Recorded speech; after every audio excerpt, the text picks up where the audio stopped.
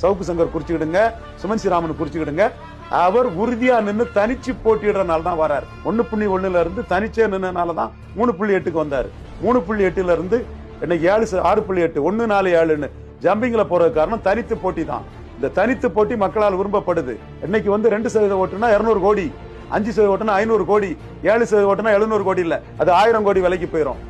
இதுதான் ஒரு கவர்மெண்ட் முடிவு பண்ணும்னா, ஒரு கவர்மெண்ட்னா லட்சம் கோடி, 50,000 கோடி, லட்சம் கோடி ஒரு கவர்மெண்ட்ல லாபம்.